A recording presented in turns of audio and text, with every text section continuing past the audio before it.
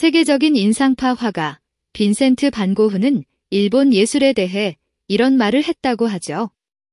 내 모든 작품은 일본 미술에 기반을 두고 있다. 19세기 고전주의와 낭만주의가 주류를 이루던 유럽 예술계에서 독특한 화풍으로 이다나 취급을 받았던 인상파 화가들. 그런 그들에게 선풍적인 인기를 끌었던 건 다름 아닌 일본의 판화 미술, 우키요에였는데요. 일본에서 물건을 싸는 포장지로 쓰일 정도로 싸구려 취급을 받았던 우키요에가 도대체 어떤 경로로 유럽까지 흘러들어갔으며 어떻게 유럽 예술가들의 마음을 사로잡은 것일까요? 영국과 프랑스, 그리고 러시아 제국 등 유럽의 열강들이 식민지 개척을 하며 세계 주도권을 잡던 격변의 19세기. 일본에서는 에도 막부가 무너지고 메이지 시대가 열리며 근대화가 빠르게 진행되고 있었습니다. 쇠국을 고수하며 개화를 치욕으로 여겼던 조선과 달리 일본은 서구의 신식문물을 적극 받아들였는데요. 그 물꼬를 튼 사건이 바로 1853년 미국의 페리 제독이 이끈 동인도 함대가 시모다항에서 벌인 무력 시위였죠. 그들의 요구 조건은 바로 무역을 위한 개항. 당시 막부의 칼이 모든 것을 지배했던 에도 시대.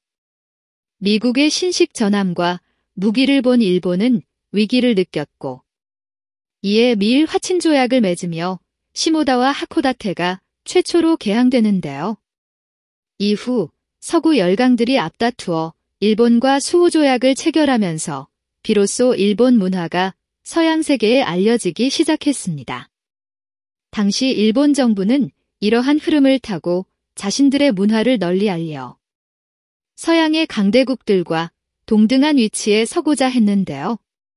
그 노력의 일환으로 1862년에 개최된 런던 만국박람회와 1867년에 개최된 파리 만국박람회에서 일본관을 열어 도자기와 차, 그리고 부채 등을 소개하며 자국의 문화를 적극 홍보했죠. 그런데 정작 유럽인의 이목을 끈 건 도자기도 차도 아닌 이들을 싸고 있던 포장지, 우키요에였습니다. 우키요란 덧없는 세상, 즉 속세를 뜻하는 불교 용어로 우키요에는 서민들의 소소한 일상을 담은 풍속화를 의미하는데요. 17세기까지만 해도 우키요에는 소설의 삽화 형태로 나타났으며 이후 목판화가 발달하면서 대량 생산이 가능해졌죠. 이에 따라 언제 어디서든 싼 값에 구할 수 있는 우키요에는 기존의 문인화와 비교당하면서 점차 외면받기 시작했고 급기야 물건을 싸는 부속품으로 전락했는데 아이러니컬하게도 일본에서 사양화를 걷고 있던 우키요에는 유럽 사회에서 선풍적인 인기를 끌었습니다. 당시 유럽의 화풍은 원근법을 중시하고 주제를 중심에 배치하는 구성이 일반적이었는데요.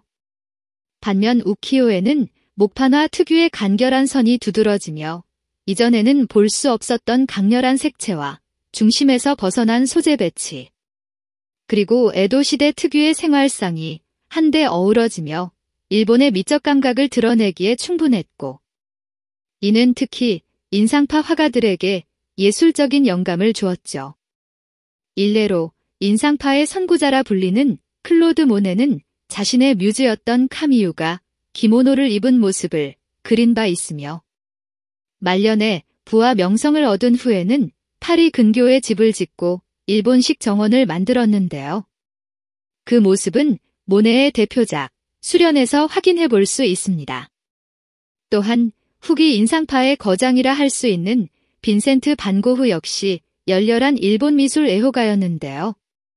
그는 무려 400여 점이나 되는 우키요에를 수집했으며 그 독특한 색감을 구현하기 위해 햇빛이 강렬한 프랑스 남부로 이사했을 정도라고 하죠.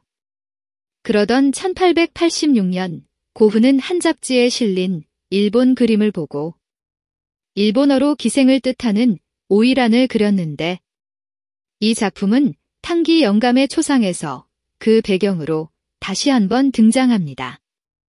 여기서 그림 속 모델로 나온 줄리앙 프랑수아 탕기는 파리에서 물감 상점을 운영했는데요. 그는 고흐처럼 가난한 화가들에게 외상으로 물건을 주는 등 물질적, 정신적 지원을 아끼지 않았기에 당대 화가들은 그를 탕기 아저씨라 부르며 따랐다고 하죠. 그에 대한 고마움을 표하기 위해 고흐는 탕기의 초상화를 3점이나 그렸는데요. 그 배경으로 일본 판화가 등장할 정도이니 고흐가 얼마나 일본 미술에 심취했는지 짐작해 볼 수 있는 부분이죠. 이 외에도 마네, 클림트, 휘슬러 등 수많은 인상파 화가들이 우키요에의 영향을 받았는데요. 이처럼 19세기 후반 일본 예술에 매료된 유럽인들이 단순히 미술품 수집을 넘어 그들의 작품에 일본 화풍을 담아낸 예술 사조가 바로 자포니즘입니다. 이는 회화뿐만 아니라 조각 공예, 건축, 복식 등 다양한 분야에 걸쳐 광범위하게 나타났는데요. 당시 유럽에서는 부채와 기모노를 비롯한 동양 물건이 유행했으며 일본 전통 철학인 와비사비의 개념도 널리 퍼졌죠. 와비사비란 투박하고 조용한 상태, 즉 자연스러움에서 아름다움을 찾는 삶의 태도로 쉽게 말하면 북유럽의 휘게나 라공과 비슷한 개념이라 할 수 있는데요. 시민혁명과 산업혁명이 일어나며 급박하게 돌아가던 유럽 사회에 기존의 제도권적 예술의 개념을 뒤엎는 파격적인 자포니즘은 당대 유럽 화가들에게 신선한 충격을 주었고, 비록 일본 미술에 대한 깊은 지식이 없더라도 그들의 호기심은 인상파란 새로운 미술 흐름으로 이어지는 원동력이 되었죠. 이처럼 문화란 서로 영향을 주고받는 속에서 충돌하기도 하고, 때로는 새로운 문화를 창조하기도 하는데요. 정체되어 있던 유럽 예술이 자포니즘과 만나는 과정에서 인상주의가 꽃 피어나고, 이를 계기로 근대 미술이라 일컫는 모더니즘으로 발전하는 계기가 되었으니, 자포니즘이 유럽 문화의 순기능을 한 건 틀림없는 것 같네요. 이상 19세기 유럽 미술에 지대한 영향을 끼쳤던 일본 풍예술 사조, 자포니즘에 대해 알아보았습니다.